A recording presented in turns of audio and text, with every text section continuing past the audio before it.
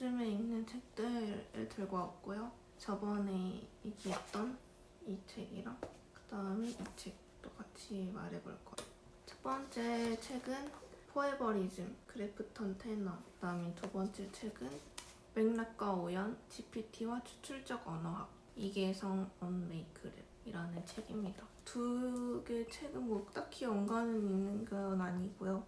그냥 최근에 읽은 책들이에요. 먼저 이 포에버리즘 책 진짜 재밌게 읽었고요. 저 별 한 4.5점 준 것 같아요. 근데 0.5점을 깎은 이유는 여기 하필이면 빈들에 써버렸네.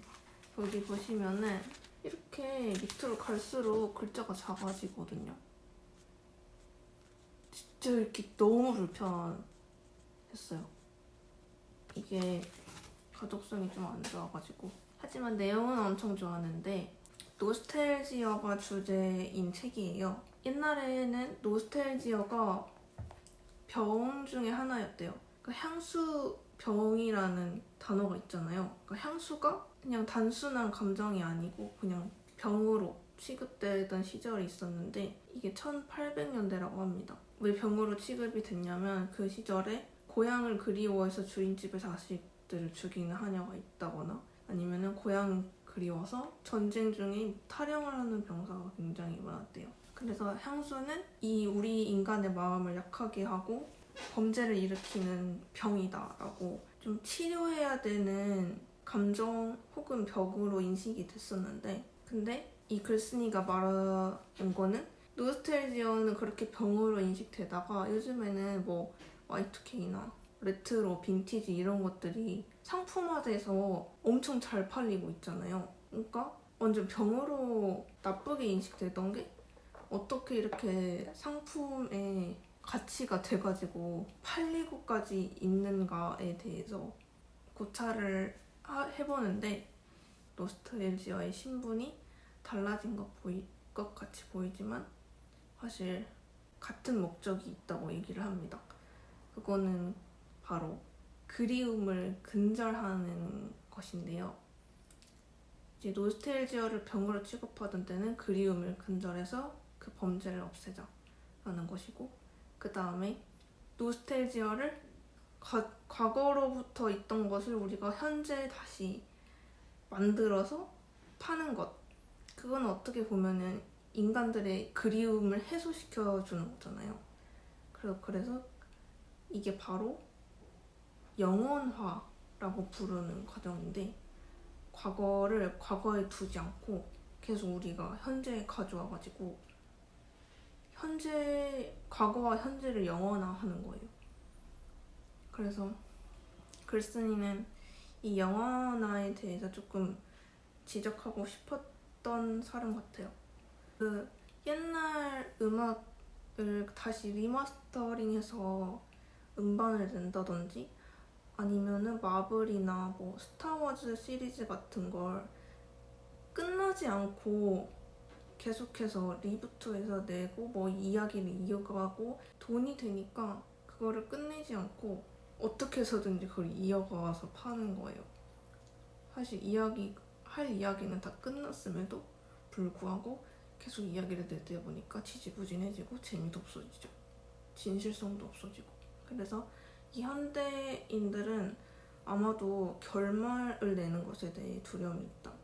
끝을 보는 것에 두려움이 있고 어떤 것을 잃어버리는 것, 어떤 것을 상실하는 것에 어려움이 있다라고 봅니다.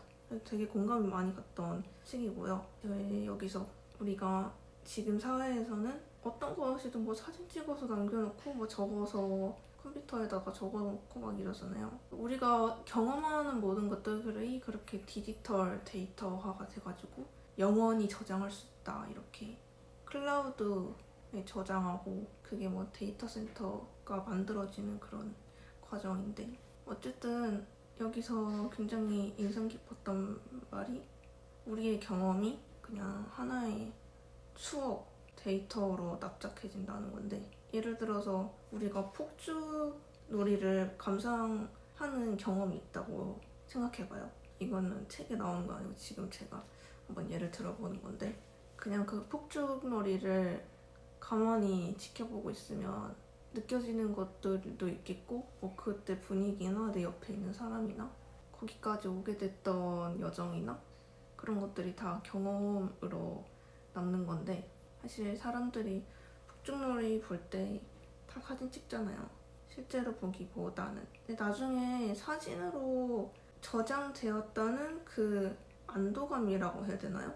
난 이거를 영원히 간직할 수 있는 사람이 됐다.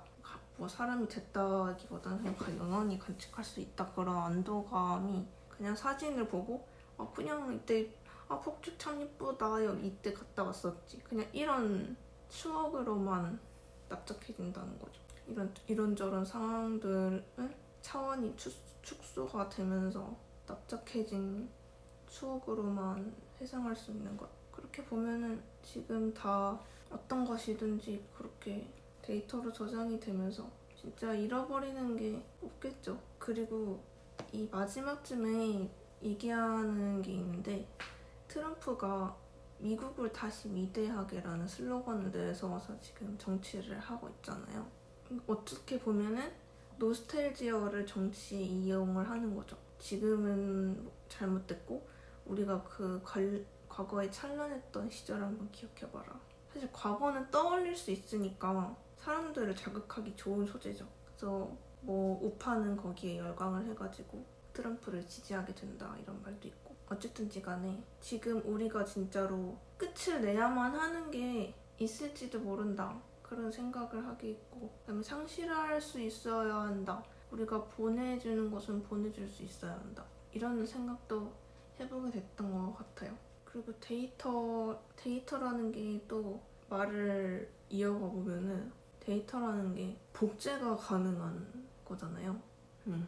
우리 만약에 머릿속에만 저장이 돼 있다면 그거를 완벽히 복제해내는 그런 건 아직까지는 없고 그걸 우리가 그냥 데이터로 표현될 수 있는 걸로 전환을 해가지고 저장을 해둔다면은 복제가 가능한 건데 여기서 제가 떠오른 책 한 권이 있는데 발터 벤야민의 기술복제 예술작품인가? 발터 벤야민은 거기서 어떤 예술작품이 복제가 될수록 그 원본의 아우라가 몰락한다 라고 하거든요. 여기서도 일맥상통하는 말인 것 같긴 해요. 근데 사실 발터 벤야민은 그런 아우라가 몰락하면서 복제가 가능해지고 예술작품이 귀족만 향유할 수 있던 것에서 대중에게까지 향유가 가능한 긍정적인 몰락으로 보기는 했는데 과연 그 예술 작품뿐만 아니라 우리의 모든 것이 복제될 수 있는 상황에서 그것이 과연 긍정적으로 작용하고 있는지 그런 걸 다시 한번 생각해 볼 수 있는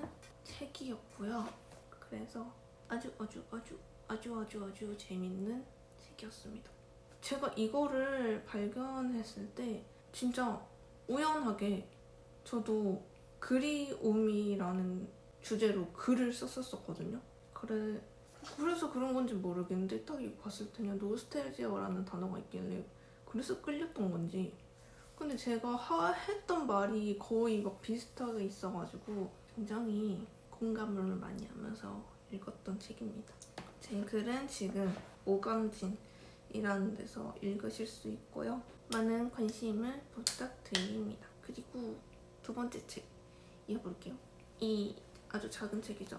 제 손바닥만한 책인데 이 책은 어떤 워크샵 같은 거를 그 대화록을 그냥 책으로 만드신 것 같아요. 이 GPT와 인간의 언어 사이의 그런 접점을 다룬 그런 책인 것 같은데 여기서 제가 인상 깊게 읽었던 두 가지 포인트를 한번 말하면 될 것 같아요. 첫 번째로는 그 데이터 셋보다 우리가 프롬프트를 어떻게 입력하는가 그게 중요해지고 있다 라는 포인트인데 사실 예전에 강력했던 거는 어떤 데이터를 넣느냐에 따라서 결과가 달라진다. 어떤 클리어한 데이터를 넣느냐 그거에 따라서 그 결과값이 많이 달라진다 이렇게 믿었었는데 요즘에는 데이터 셋보다는 우리가 그거를 어떻게 질문을 하고 어떻게 유도하는지 그게 프롬프트라고 하는 거거든요. 그냥 우리가 막 챗GPT가 이거 어쩌고 이거 알고 싶어 그게 프롬프트라고 보시면 될 것 같은데 그러니까 내가 어떻게 질문하느냐가 중요하다는 거죠. 어쨌든 데이터셋이 어떻게 돼 있냐보다는 우리가 프롬프트에서 어떻게 질문을 하느냐, 어떻게 유도하느냐가 좀 중요해지고 있는 것 같다라는 거는 같은 것을 봤을 때 어떻게 다르게 질문하느냐에 따라서 우리의 방향이 달라질 수 있다. 그래서 지금 뭔가 질문하는 방법이 중요한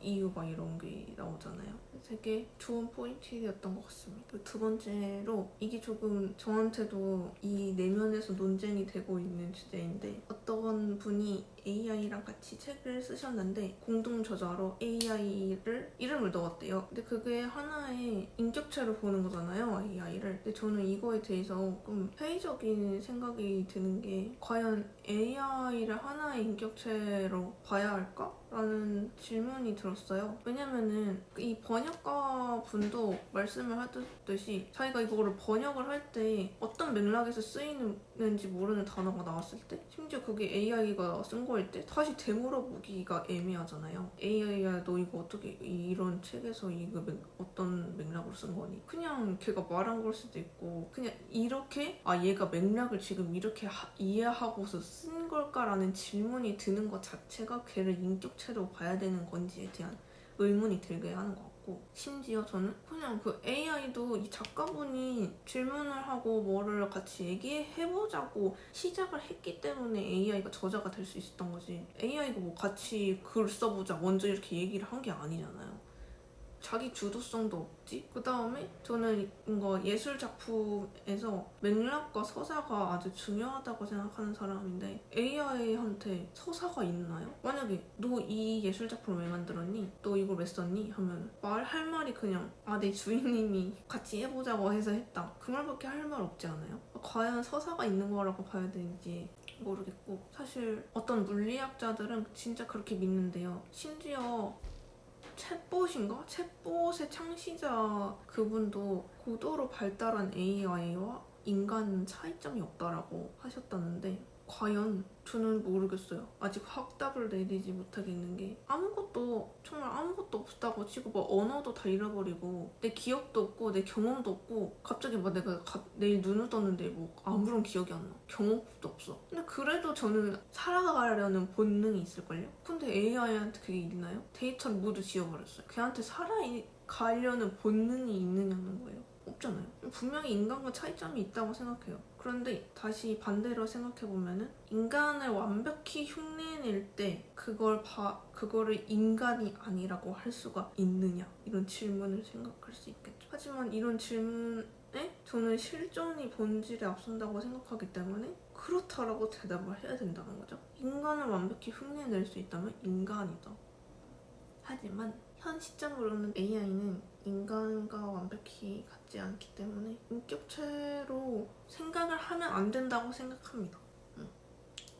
이렇게 AI와 인간의 언어학에서 그 존재의 본질까지 생각해보게 해주는 그런 지점을 잘 지적해주고 있는 책이라고 생각하고요. 근데 약간 프롬프트, 데이터셋이나 코딩 구조 이런 거를 잘 모르시는 분들은 그냥 첫 장부터 어려우실 수도 있을 것 같아요. 그래서 오늘은 이렇게 두 가지 책에 대해서 얘기를 해봤고요.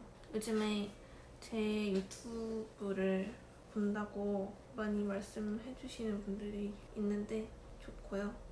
쑥스럽지만 좋고, 만약에 보신다면 좋아요도 눌러주시고요. 댓글도 달아주시고요. 주변에 널리 알려주시길 바랍니다. 그럼 안녕.